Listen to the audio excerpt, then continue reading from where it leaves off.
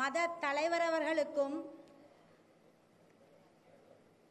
இங்கு தேசிய மக்கள் சக்தியின் பாராளுமன்ற உறுப்பினர்கள் அனைவருக்கும், மேலும் தேசிய மக்கள் சக்தியின் உள்ளூராட்சி சபை வேட்பாளர்கள் அனைவருக்கும் எங்களுக்காக உங்கள் நேரத்தை ஒதுக்கி எங்களை வரவேற்க வந்திருக்கும் மக்கள் அனைவருக்கும், சகோதர சகோதரிகளுக்கும் எனது முதற்கண் வணக்கத்தை தெரிவித்துக் கொள்கின்றேன். புத்தள உள்ளூராட்சி சபை தேர்தலில் இன மத வேறுபாடு இன்றி எல்லா சமூகத்திற்கும் ஒரு ஒதுக்கீடு கொடுக்கப்பட்டுள்ளது. இந்த ஆளுங்கட்சியில் இது வரவேற்கத்தக்கது. இதற்கு முன்பு ஆட்சி செய்த ஆளுங்கட்சிகள் தமிழ் சமூகமான எங்களை ஒரு பொருட்டாகவே மதிக்கவில்லை என்பதின் நிதர்சனம். இனத்தினாலும் மொழியினாலும் மதத்தினாலும் வேறுபட்டு கிடந்து ஒவ்வொரு முறையும் ஒவ்வொரு ஆட்சியாளராலும் ஒதுக்கப்பட்ட நாங்கள் இன்று ஆளுங்கட்சியில் உள்ளூராட்சி சபை தேர்தலில் உங்கள் முன்னிலையில் வந்துள்ளோம். இங்கு எந்தவித இன வேறுபாடு எங்கள் ஆளுங்கட்சியில் இல்லை என்பதை எடுத்து காட்டுகின்றது. அன்பின் சகோதர சகோதரிகளே, நாங்கள் உங்களிடம் கேட்டுக்கொள்வதெல்லாம் இதுதான். இந்த ஆளுங்கட்சி கடந்த 6 மாத காலங்களில் ஆட்சி செய்த காலத்தில் எங்காவது இன பிரச்சனை நடந்ததா? எங்காவது இனங்கள் ஒடுக்கப்பட்டதா, தனிமைப்படுத்தப்பட்டதா என்பதை சிந்தித்து பாருங்கள்.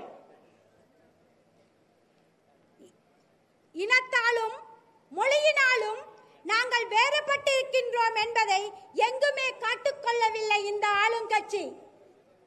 எங்கள் ஜனாதிபதி அனுரகுமார திசாநாயக்க சகோதரர் அவர்கள் எந்த பேச்சிலும் எந்த கூட்டத்திலுமே எங்களை வேறுபடுத்தி காட்டவில்லை. அவர் ஆற்றிய முதல் உரையில் கூட அவர் கூறியது நாங்கள் எல்லாம் இலங்கையர் என்று ஒன்றுபடுவோம் என்றுதான்.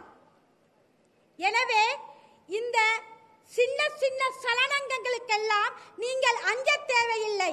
இன்று ஆட்சி அமைக்க போவது தேசிய மக்கள் சக்தி மட்டுமே என்பதை உறுதியாக கூறிக்கொள்கின்றேன்.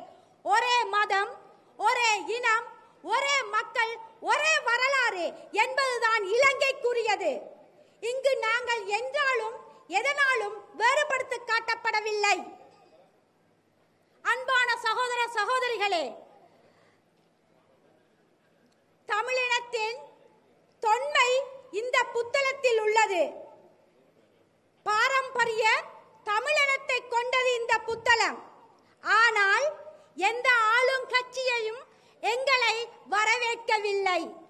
எங்களை ஒரு பகடைக்காயாக மதித்து பகடைகளாக அவர்கள் ஆக்கிக் கொண்டார்களே ஒழிய எங்களுக்கென்று ஒரு அங்கீகாரத்தை அளிக்கவில்லை. அரசியல் அங்கீகாரம் என்பது கட்டாயமாக வழங்கப்பட வேண்டியது. அரசியல் அங்கீகாரம் இன்றி எங்கும் எதிலும் எதையும் சாதித்துக் கொள்ள முடியாது என்பது நிதர்சனம்.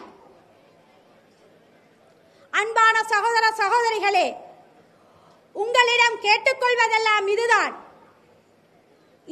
இனவாதத்தை முன்னிலைப்படுத்தி இன்று சிறு சிறு கட்சிகள் கொண்டு வரும் கருத்துக்கள் பிழையானது என்பதை உணர்ந்து கொள்ளுங்கள். உள்ளூராட்சி சபை தேர்தலில்